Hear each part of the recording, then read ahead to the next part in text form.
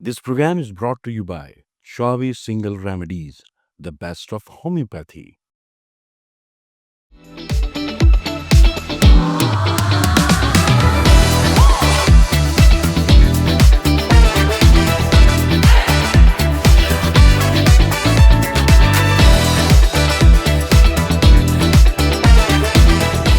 अस्सलाम वालेकुम, this is me Sarfaraz Rizvi और ये शो है होमियो ऑनलाइन सीज़न 4। इस सीज़न में हमने थोड़ा-सा मुख्तलिफ करने की कुछ कोशिश की है।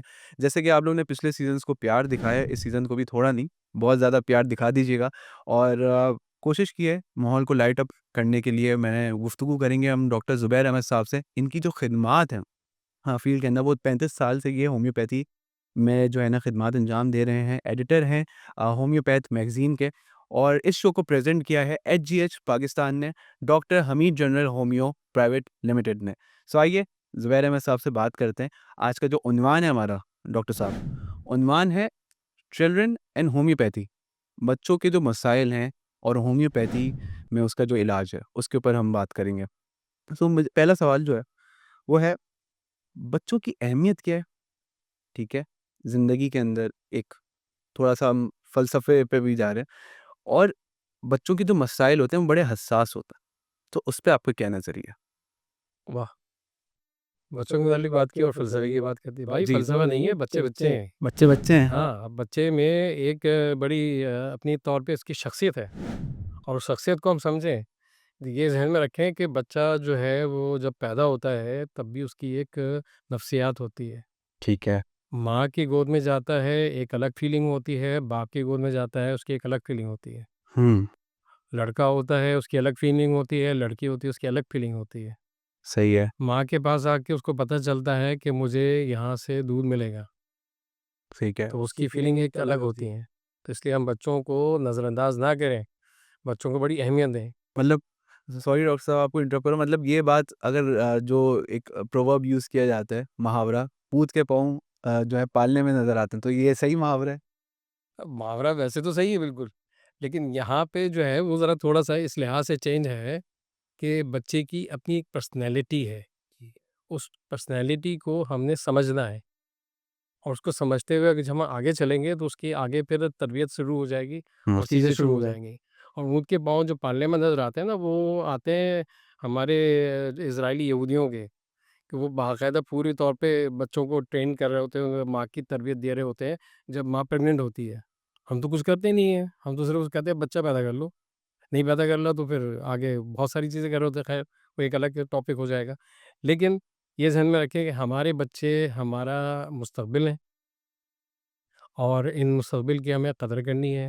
ये नौख़ेज़ पौधे हैं, इनको जिस तरह से हम इनकी तरबियत करेंगे, जिस तरह से इनकी ग़िज़ा का, खुराक का और तालीम का ख़्याल रखेंगे, इसी तरह ये हमें आइंदा मुस्तक़बिल में फ़ायदा पहुँचाएँगे।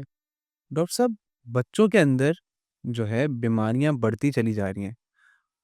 मतलब अगर हम इस चीज़ को ऐसे देखें कि पहले बीमारियाँ बच्चों में होती थीं, जो पैदाइश के वक़्त या पैदाइश के फ़ौरन बाद जो है वो आ गई।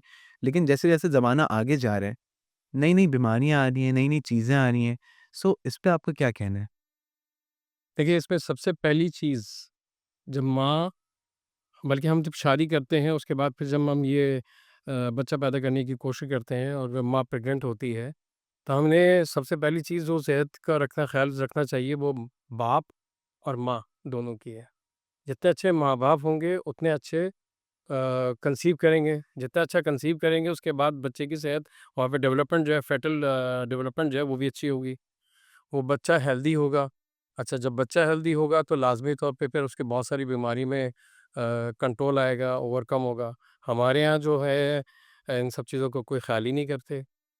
हम तो सारी चीज़ें खा रहे होते हैं, पी रहे होते हैं, देख रहे होते हैं, कर रहे होते हैं।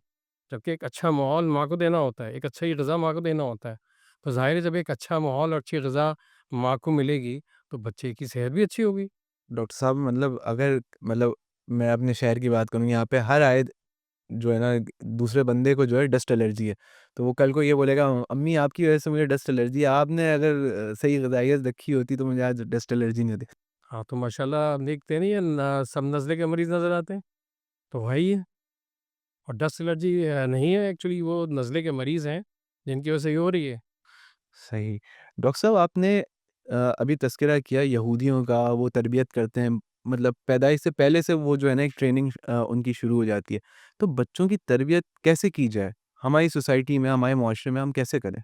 देखिए, बच्चे की तरबियत अगर स्टार्ट होगी ना, तो स्टार्ट होगी वहाँ से जहाँ से माँ प्रेग्नेंट हो रही है। ठीक है।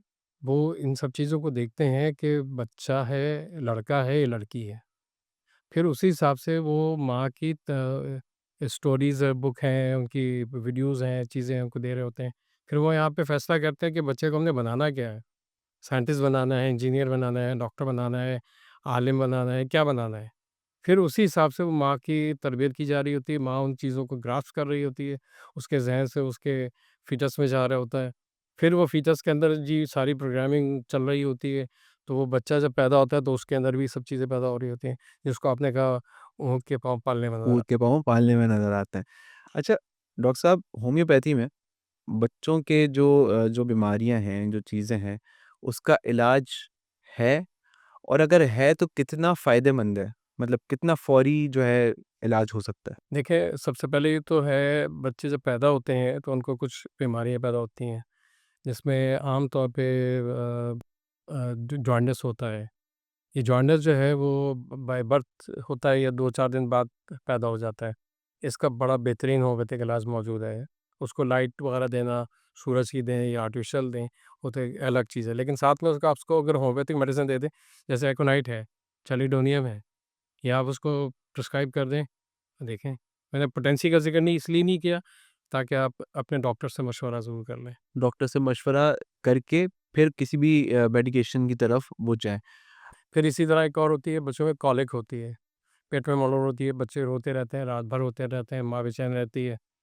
तो वो सब हम इस चीज़ को समझते नहीं कि बच्चा रो क्यों रहा है। हम तो कह रहे हैं बच्चा जो है वो सिर्फ़ इसलिए रो रहा है कि उसको दूध चाहिए। सही तो है। माँ उसको दूध देती रहती है, लेकिन बच्चा दूध पीते वक़्त तो थोड़ा-सा खामोश हो उसके बाद फिर तड़पने लगता है, क्योंकि उसकी कॉलिक हो रही है। उसको समझना चाहिए कि कॉलिक उस बच बात म माँ की तरबियत देनी चाहिए कि भई बच्चा रो रहा है तो उसको हम देखें कि कॉलिक हो रही है या उसने पॉटी की हुई है, पेशाब की हुई है, उसके कान में दर्द हो रहा है, बुखार हो रहा है, उसकी नाक बंद हो रही है, इन सब चीज़ों को देखें।